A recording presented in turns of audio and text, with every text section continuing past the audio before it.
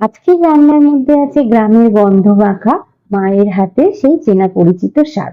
সজনে ডাঁটা আর আলু দিয়ে বানানো পোস্তর একটা দুর্দান্ত স্বাদের রেসিপি। যারা নিরামিষ খেতে ভালোবাসেন তাদের জন্য একদম দুর্দান্ত স্বাদের একটা রেসিপি।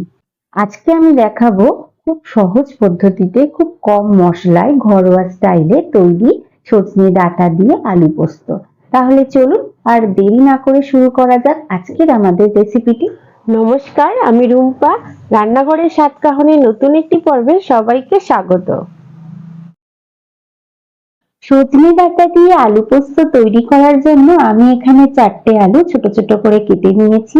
আর এখানে 250 গ্রাম মতো ডাঁটা নিয়েছি। ডাঁটাগুলোর আমি সমস্ত খোসা ছাড়িয়ে নিয়েছি। আর নিয়ে নিয়েছি এখানে 4টে মতো কাঁচা লঙ্কা। আরো কিছু মশলাও আমি একসাথে রেডি করে নিয়েছি। প্রথমত এখানে আমি নিয়ে নিয়েছি 4 চামচ মতো পোস্ত দানা। আর আমি নিয়ে নিয়েছি স্বাদ অনুযায়ী নুন। আর এখানে আমি নিয়ে নিয়েছি 1 চামচ মতো কালো জিরে ও 2টো শুকনো লঙ্কা। আর নিয়ে নিয়েছি 1 চামচ মতো চিনি। ঝালটা আপনারা আপনাদের স্বাদ অনুযায়ী একটু বাড়িয়ে বা কমিয়ে নেবেন। এখন আমি পোস্ত দানাটাকে মিক্সিং জারের মধ্যে দিয়ে একবার শুকনো অবস্থায় পেস্ট করে নিয়েছি। তারপর একটু সামান্য জল দিয়ে দিয়েছি। আর দিয়ে দিয়েছি একটা মতো কাঁচা লঙ্কা। দিয়ে আবারও আমি ঢাকনা বন্ধ করে মিক্সিং জারের আবারও খুব ভালো করে একটা মিহি পেস্ট বানিয়ে নিয়েছি।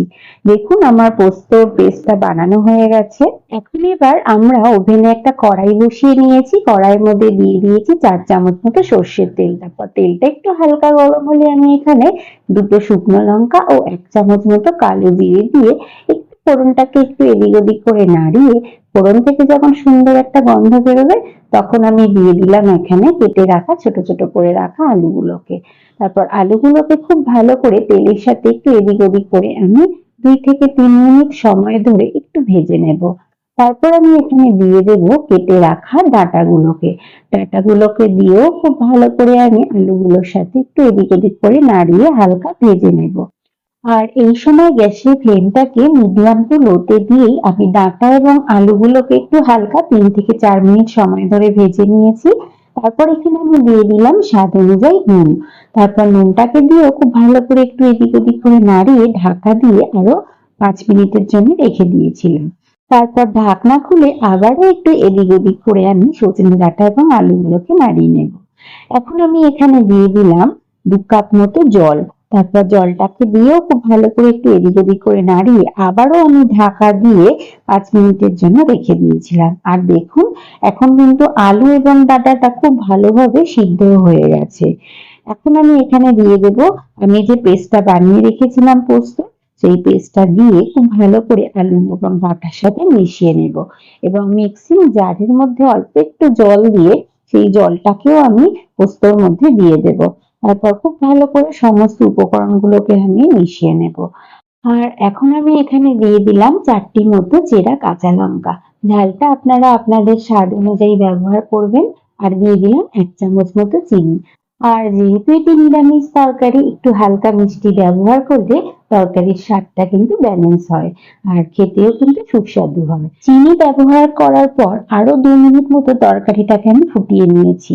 তারপর আমি এখানে সবশেষে দিয়ে দিলাম অল্প কিছুটা পরিমাণে সর্ষের তেল। তারপর ঢাকা দিয়ে আমি আরো 2 থেকে 3 মিনিট মতো রেখে দেব। আর সর্ষের তেল দেওয়ার পর একটু ঢাকা দিয়ে রেখে দিলে সর্ষের তেলের ঝাঁঝটা কিন্তু তরকারির মধ্যে স্প্রেড করে যায় আর সুন্দর একটা গন্ধ বেরোয়। আর দেখুন আমাদের কিন্তু সজনে ডাঁটা দিয়ে আলু পোস্ত একদম রেডি হয়ে গেছে। আর এটি দেখতে যেমন সুন্দর হয়েছে খেতেও কিন্তু অসাধারণ স্বাদের।